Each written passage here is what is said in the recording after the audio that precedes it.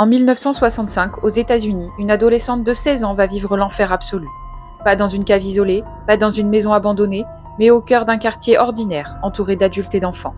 Et dans un silence qui fera encore frémir l'Amérique entière. Cette adolescente s'appelait Sylvia Likens.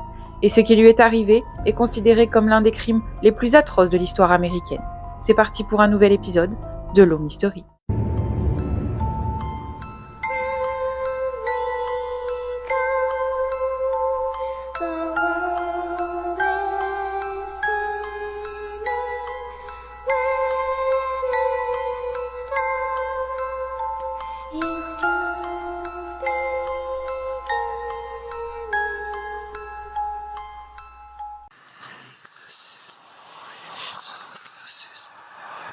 Sylvia Likens naît en 1949 dans l'Indiana.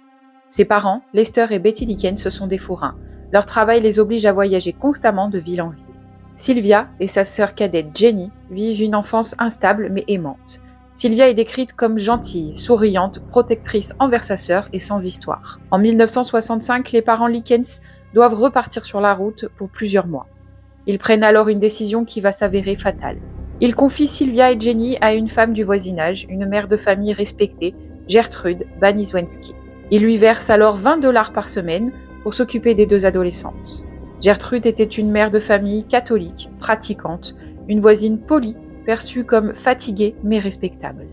Et c'est précisément ce qui rend son histoire terrifiante. Gertrude est née en 1929. Son enfance est marquée par une figure paternelle violente et autoritaire. Très tôt, elle développe une soumission mêlée de ressentiment envers l'autorité. À l'âge adulte, sa vie est un échec constant. Plusieurs mariages ratés, 7 enfants à charge, pauvreté extrême, dépendance aux aides sociales, problèmes de santé chronique, dépression, épuisement, malnutrition. Gertrude est fragile, mais aussi amère, frustrée, humiliée par sa situation. Elle se sent méprisée par la société, abandonnée par les hommes et dépassée par la maternité. Sylvia, elle, est le réceptacle parfait de sa colère. Jeune, jolie, libre, aimée par ses parents. Tout ce que Gertrude n'est plus ou n'a jamais été. Au début, tout semble normal, mais très vite, les parents de Sylvia prennent du retard dans les paiements. C'est là que tout bascule. Gertrude commence à reporter sa colère sur Sylvia, qu'elle accuse d'être responsable de ses problèmes. Les remarques deviennent des humiliations, les humiliations deviennent des punitions, et les punitions deviennent de la cruauté. Jenny, handicapée à cause de la polio, est progressivement épargnée. Sylvia devient la cible unique. Au début, Sylvia n'est pas battue, pas encore. Tout commence par des mots. Gertrude devient sèche, froide. Elle surveille Sylvia plus que les autres. Elle lui reproche de manger trop, de coûter de l'argent, d'être ingrate. Quand l'argent des parents tarde à arriver, Gertrude change de regard. Sylvia n'est plus une invitée, elle devient une charge. Les repas se font sans elle. Les remarques deviennent humiliantes, souvent devant les autres enfants.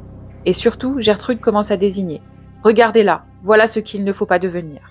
Gertrude commence à séparer Sylvia du reste du monde. Elle lui interdit de sortir, elle l'empêche de voir ses amis, elle l'empêche parfois d'aller à l'école. Puis, elle fait pire, elle isole Sylvia à l'intérieur même de la maison. Quand les autres mangent, Sylvia attend. Quand les autres rient, Sylvia se tait. Gertrude parle d'elle comme si elle n'était pas là, comme si elle était déjà moins qu'une humaine. C'est ici que le basculement commence. Sylvia n'est plus une personne, elle devient l'objet de sa colère. Gertrude ne se cache plus. Elle accuse Sylvia de mentir, de provoquer, d'être immorale. Elle invente des fautes et pour chaque faute, une punition. Mais surtout, elle demande aux autres de participer, ses enfants, puis les adolescents du quartier. Elle transforme la violence en correction, en leçon, en jeu. Les enfants hésitent au début. Puis, ils obéissent parce qu'un adulte leur dit que c'est bien. Parce qu'un adulte leur dit que Sylvia le mérite. À ce moment-là, la maison devient une scène quotidienne d'abus. Et Sylvia comprend une chose terrifiante, personne ne viendra l'aider. Les enfants participent à des violences que Gertrude présente comme des punitions, des coups donnés sur ordre, des gifles, des coups de poing ou des coups de pied, des projections, des objets. Elle était immobilisée pendant que d'autres frappaient.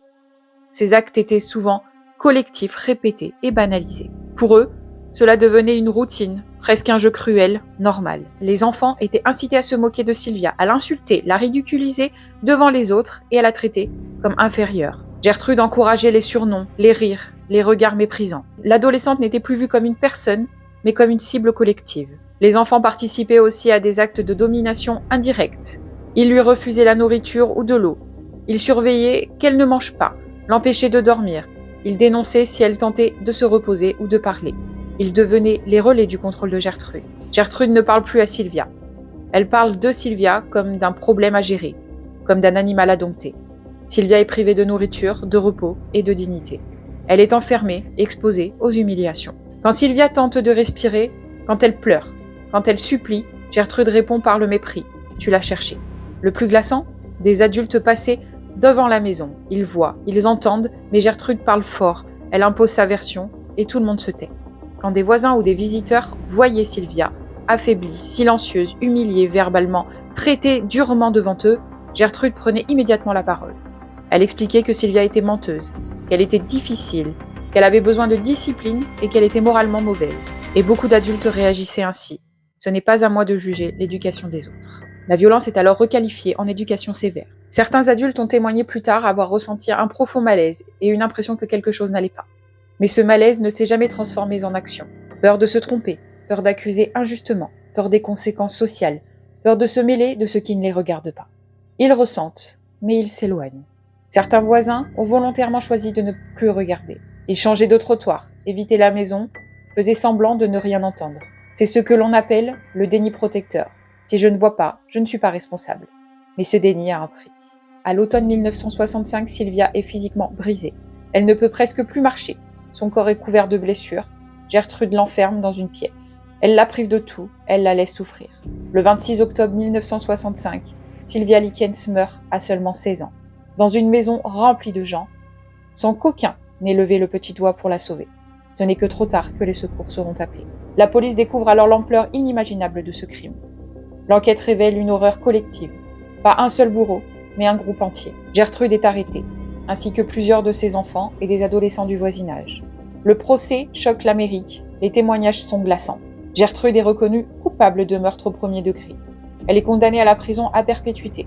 Elle sera libérée sous condition 20 ans plus tard et mourra en 1990. Une libération qui provoquera une immense colère dans l'opinion publique. L'histoire de Sylvia Likens ne fait pas peur à cause d'un monstre isolé. Elle fait peur parce que les bourreaux étaient des gens ordinaires, les témoins étaient nombreux et personne n'a agi. C'est une histoire sur la cruauté humaine, mais surtout sur l'indifférence. Sylvia Likens n'était pas une légende, pas un mythe, pas une fiction. C'était une adolescente comme les autres. Elle a été abandonnée par tous ceux qui auraient dû la protéger. Raconter son histoire, c'est refuser l'oubli. Si cette histoire vous a marqué, abonnez-vous à la chaîne pour d'autres récits vrais, sombres et dérangeants. Parce que certaines histoires doivent être racontées, même quand elles font peur.